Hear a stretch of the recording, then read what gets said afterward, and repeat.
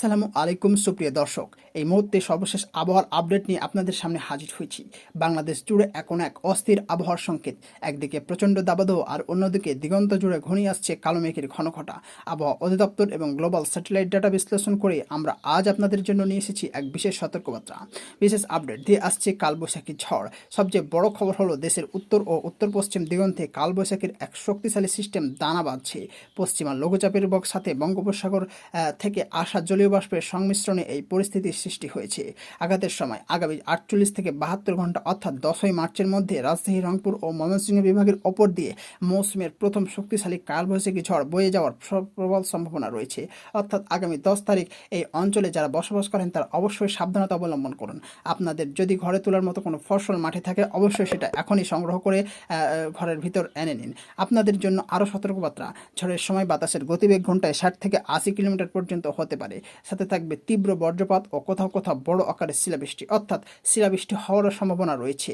এছাড়াও বিশেষ করে নওগাঁ, চাঁপাইনবাবগঞ্জ, জয়পুরহাট, বগুড়া এবং কুড়িগ্রাম অঞ্চলে এই ঝড়ের তীব্রতা সবচেয়ে বেশি অনুভূত হতে পারে। অর্থাৎ এই অঞ্চলের মানুষরা এখনই সতর্কতা অবলম্বন করুন।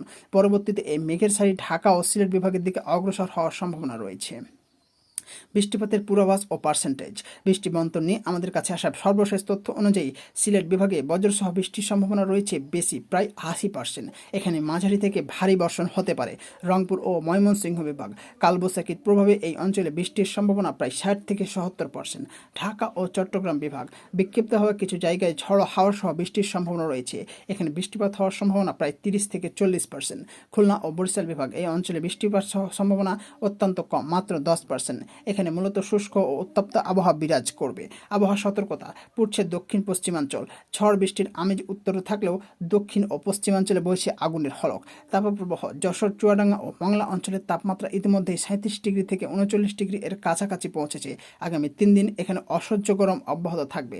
ঢাকার আপডেট, রাজধানীর তাপমাত্রা 35 ডিগ্রি থেকে 36 ডিগ্রি এর ঘরে থাকবে।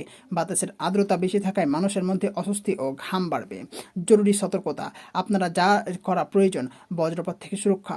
আকাশে কালো মেঘ দেখলে বা ঘরের মেঘের গর্জন শুনলে দ্রুত পাকা দালানের নিচে আশ্রয় নিন। খোলা মাঠ, গাছ বা বৈদ্যুতিক খুঁটির নিচে থাকবেন না। নৌ চলাচল, কালবৈশাখীর আশঙ্কার কারণে অভ্যন্তরীণ নদীবন্দরগুলোকে বিশেষ সতর্কতা জারি হতে পারে। ছোট লঞ্চ ও নৌকা নিয়ে মাঝ নদীতে যাওয়া থেকে বিরত থাকুন।